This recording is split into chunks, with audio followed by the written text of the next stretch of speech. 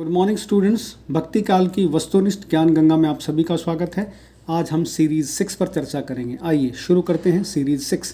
पहला प्रश्न देखिए, आचार्य रामचंद्र शुक्ल का कथन है, अपने पौरुष से हताश जाति के लिए भगवान की शक्ति और करुणा की ओर ध्यान ले जाने के अतिरिक्त दूसरा मार्ग ही क्या था। ये बड़ा प्रसिद्ध कथन है जो भक्ति काल के संदर्भ में उन्होंने कहा है कि पौरुष से हताश भारतीय जनता के लिए, भारतीय जाति के लिए भगवान की शक्ति और करुणा की ओर ध्यान ले जाने के अतिरिक्त दूसरा मार्ग ही क्या था। ये भक्ति काल के संदर्भ में बड़ा महत्वपूर्ण कथन है। दूसरा प्रश्न देखिए, भक्ति द्राविड उपजी लाए रामानंद, प्रगट किया कबीर ने चहु दिशा नवखंड। ये प्रसिद्ध कथन है डॉक्टर सतेंद्र का, भक्ति द्राविड उपजी लाए रामानंद। तीसरा प्रश्न देखिए, भक्ति काल का आरंभ दिल्ली के सुल्तान मोहम्मद बिन तुगलक, जिसका शासनकाल 1325 से 1351 ईस्वी था, उसके समय भक्ति काल का आरंभ हुआ था और उसके राज्यकाल से कुछ पूर्व हुआ था। और शाहजहां जो मुगल बादशाह था उसके राज्यकाल के साथ इसका अंत हुआ था। तो भक्ति काल का प्रारंभ मोहम्मद बिन तुगलक के शासनकाल से कुछ समय पहले शुरू हुआ था और मुगल बादशाह शाहजहां के राज्यकाल के साथ भक्ति काल की समय सीमा समाप्त हुई मानी जाती है। चौथा प्रश्न देखिए, भारतीय संस्कृति का मूल मंत्र है समन्वय की चेष्टा। जैसा कि आपको पता है भक्ति काल में तुलसीदास जी ने समन्वय का प्रयास किया, इसलिए उनको हम लोक नायक कवि भी कहते हैं। तो ये भारतीय संस्कृति का मूल मंत्र है समन्वय की चेष्टा।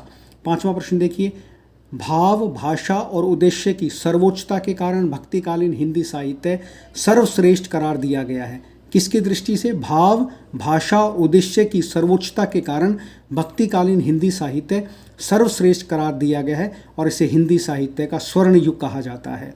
छठा प्रश्न देखिए, कबीर जायसी सूर और तुलसी साहित्य के कारण भक्ति काल को स्वर्ण युग कहा जाता है। कबीर जायसी सूर और तुलसीदास जी का जो अमर साहित्य है उस साहित्य के कारण ही भक्ति काल की महिमा स्वर्ण युगीन कहलाई। सातवां प्रश्न देखिए, भक्ति काल में संस्कृत में टीकाओं और व्याख्याओं की ही सृष्टि हुई है। भक्ति काल में संस्कृत साहित्य की यदि हम बात करते हैं तो टीकाओं और व्याख्याओं की ही सृष्टि हुई है, अन्य कोई मौलिक संस्कृत का साहित्य भक्ति काल में नहीं लिखा गया। आठवां प्रश्न देखिए, संत काव्य के पहले कवि नामदेव हैं, बाद के कवियों में कबीर, रैदास, धर्मदास, नानक जी का नाम आता है। नामदेव जी आपको पता है मराठी संत थे। नौवां प्रश्न देखिए, हिंदी की निर्गुण संत काव्य परंपरा के प्रतिनिधि कवि कबीर हैं। इनको संत काव्य परंपरा भी कहा जाता है। निर्गुण संत काव्य परंपरा को हम जो है निर्गुण ज्ञान मार्गी भी कहते हैं, संत काव्य भी कहते हैं। इसका प्रतिनिधित्व जो है कबीरदास जी ने किया था। 10वां प्रश्न देखिए, संत कवि घुमक्कड़ प्रवृत्ति के थे, इसलिए इनकी भाषा में अनेक बोलियों के शब्द हैं। क्योंकि आपको पता है इनकी घुमक्कड़ी प्रवृत्ति के कारण इनकी जो भाषा थी उसको पंचमेवी खिचड़ी भी कहा जाता है। ठीक है, उसे सधुकड़ी भाषा भी कहा जाता है। उसका कारण ये था कि घुमक्कड़ी प्रवृत्ति के कारण इनकी भाषा में जो है अनेक बोलियों के शब्द देखने को मिलते हैं। 11वां प्रश्न देखिए, सूफी फारसी भाषा का शब्द है। सूफी फारसी भाषा का शब्द है। 13वां प्रश्न देखिए, जायसी का पद्मावत हिंदी साहित्य का पहला महाकाव्य है। जैसा कि आपको पता है जायसी का जो पद्मावत महाकाव्य है जो अवधी भाषा में लिखा गया है उसको हम हिंदी साहित्य का पहला महाकाव्य मानते हैं। वैसे तो हम चंद्रबरदाई के पृथ्वीराज रासो को हिंदी साहित्य का पहला महाकाव्य मानते हैं और चंद्रबरदाई को हिंदी का पहला महाकवि माना जाता है। लेकिन जैसा कि आपको पता है चंद्रबरदाई का महाकाव्य जो है उसकी प्रामाणिकता, पृथ्वीराज रासो की प्रामाणिकता और अप्रामाणिकता को लेकर के काफ़ी विवाद रहा है, इसलिए हम उसको जो है मौलिक दृष्टि से हिंदी साहित्य का पहला महाकाव्य नहीं मान सकते। 13वां प्रश्न देखिए, सूफी काव्य परंपरा के अन्य महाकाव्य हैं मुल्ला दाऊद का चंदायन, मंझन की मधुमालती, कुतुबन की रचना मृगावती और जायसी का पद्मावत। ये सूफी काव्य परंपरा के महत्वपूर्ण महाकाव्य माने जाते हैं। उसमें प्रतिनिधित्व महाकाव्य आप मान सकते हैं पद्मावत को।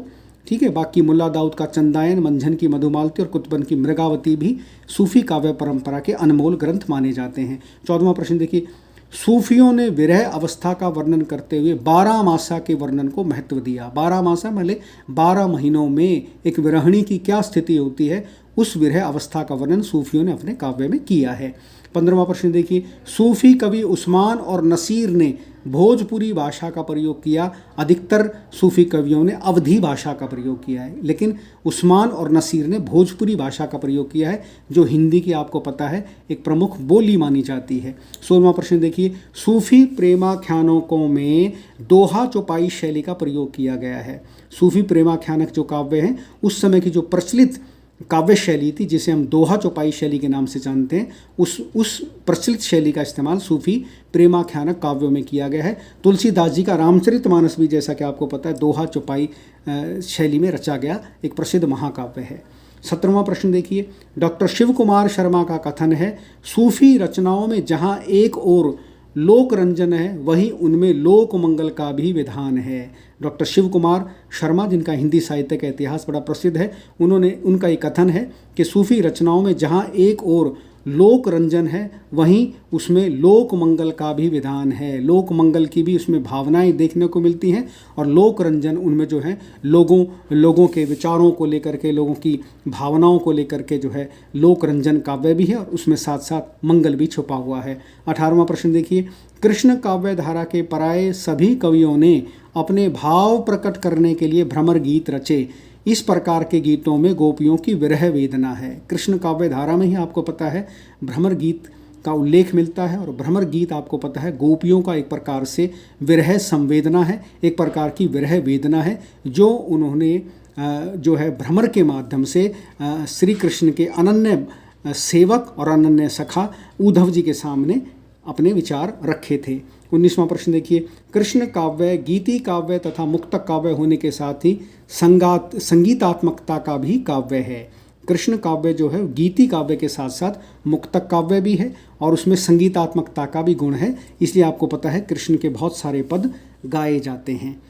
20वां प्रश्न देखिए, कृष्ण काव्य के कवि सूर, मीरा, हित, हरिवंश, हरिदास जी के पदों में गीति तत्व है। गीति तत्व का मतलब होता है जिन पदों को गाया जा सकता है, जैसे मीरा के पद हैं, मेरे तो गिरधर गोपाल दूसरो ना कोई, जाके सिर मोर मुकुट मेरो पति सोई। इस प्रकार से इसको गायन शैली में भी गाया जा सकता है।